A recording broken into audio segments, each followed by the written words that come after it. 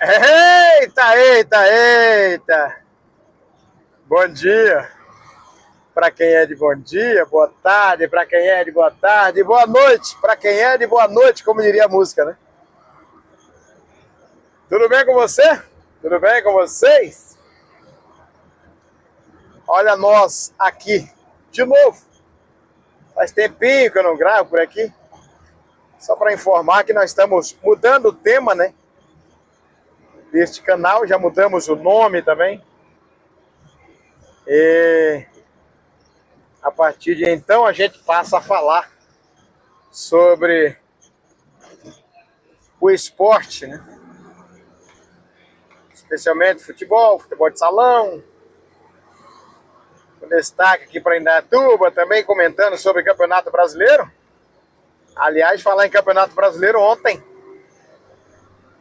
dia 5/4, né? Estou gravando agora pela manhã, por volta das 9h10 da manhã. E ontem tivemos mais uma rodada do Campeonato Brasileiro. Para quem torce pro Palmeiras, tudo certo, tudo bonitinho como manda o figurino, mais líder do que nunca, como diz o Bruno Cantarelli, lá do Charla Podcast. O monstro dos pontos corridos. Lá em Salvador ganhou do Bahia, placar de 2-1. O Bahia que não perdia em casa há uns 3, 4 meses. Tem uma boa evolução tática e técnica, mas ainda com time por vezes não mata o jogo, cria, mas não faz, acaba tomando. E o Palmeiras não teve grandes chances, mas aproveitou pelo menos duas aí, em que pese eu achei falta numa disputa de bola com a zaga do Esporte Clube Bahia, falta do bom zagueiro, acho que é colombiano, né? Gomes, contra a zaga, contra o David Duarte, que fez um belo gol. Os demais resultados dos paulistas: o São Paulo judiou do Palmeiras, 4-1. Achei demais. Mas a equipe do Cruzeiro, né? Não do Palmeiras. São Paulo judiou do Cruzeiro, 4-1. Achei demais. Resultado elástico pelas camisas, não pelo futebol. E, aliás, incrível como o Roger Machado já chega diminuído nas equipes que ele assume como técnico. O outro resultado do time paulista, o Corinthians perdeu para a equipe do Inter de Porto Alegre, que não vinha ganhando de quase ninguém. E assim o Dorival Júnior caiu do comando técnico. É nada mais, nada menos do que o 10º treinador a ser demitido em 10 rodadas no Campeonato Brasileiro. O Santos foi até o Maracanã, no Rio de Janeiro, perdeu de virada 3-1 para o Flamengo.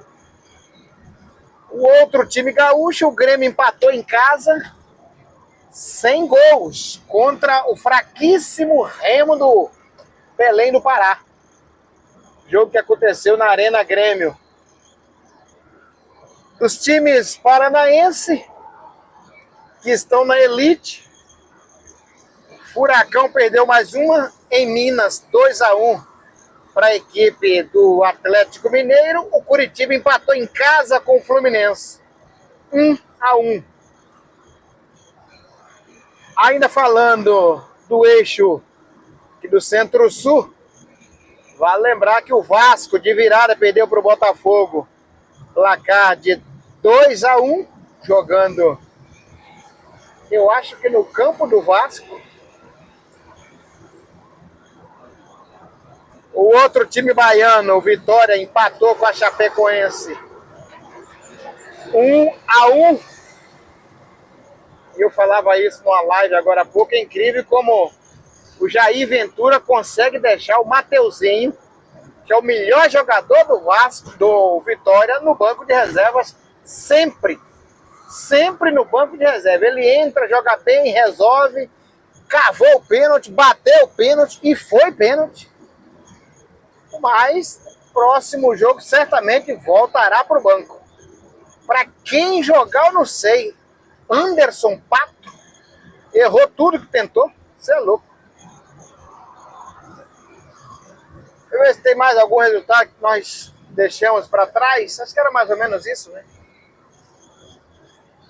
2 do Paraná, 2 de Minas, 2 do Rio Grande do Sul. Aí já dá 6. 4 do Rio, 10. 4 de São Paulo, 14. 2 da Bahia, 16. Tá faltando time aí. Tá não? 1 do Pará, 17. Enfim, essa foi a rodada 10. São Paulo segue ali, o Palmeiras segue liderando. 25 pontos, já abriu 5 para o segundo colocado. Que nem sei quem está em segundo, se é o São Paulo ou é o Fluminense, mas está com a mesma pontuação basicamente.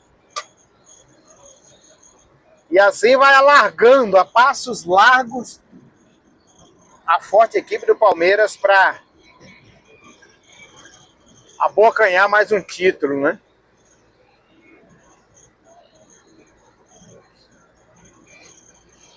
Voltando às nossas atenções aqui pro futebol paulista, pelo futebol apresentado, Palmeiras disparado. Melhor futebol aí, se não me engano, do país. Aplicado demais.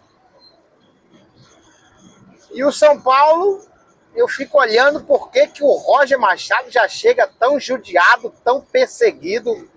E não é só pela torcida, não. É pela grande parte da mídia, né? Essa aqui é a verdade, como diria o Uber João José. Essa aqui é a verdade. Roger Machado já chegou com uma taxa de rejeição pesada. E daí permita-me achar o seguinte: só tem 2 motivos para isso. Primeiro, por ele ser declaradamente, acho que é mais ou menos isso, né? De esquerda, porque ele chegou a fazer campanhas públicas na eleição passada para presidente. Acho que 2018, não na passada, mas naquela de 2018, quando ele apoiou a deputada federal na época, que era candidata a vice, na chapa do Haddad, Manuela Dávila. E tem também uma taxa de rejeição por ele ser um dos poucos preto, né? Profissional aí do primeiro escalão do futebol brasileiro, sendo preto. Se você olhar aí os 20 técnicos do primeiro escalão do futebol brasileiro, ele é o único preto. E aí isso tem aí uma... Quem acompanha a grande mídia alternativa, quem acompanha os canais no YouTube, você vê discursos inflamados de nomes como, acho que é, não sei se é Tiago ou é Rodrigo Lasmar, acho que é Aismar, Lasmar, alguma coisa assim. O famoso, o apelido dele que faz parte da bancada do UOL, mas no canal dele, Pilhado, chamado de Pilhado, ele faz discursos pesados contra a bancada ou o grande grupo aí de pessoas, personalidades que se declaram de esquerda. E isso tem um peso muito grande aqui, porque ele é um dos grandes colunistas aí do UOL, além do seu canal pessoal ali, do famoso Pilhado, né? E a torcida do São Paulo tem uma... Ele já chegou com uma taxa de rejeição, eu digo Roger Machado, né? Com a taxa de rejeição altíssima.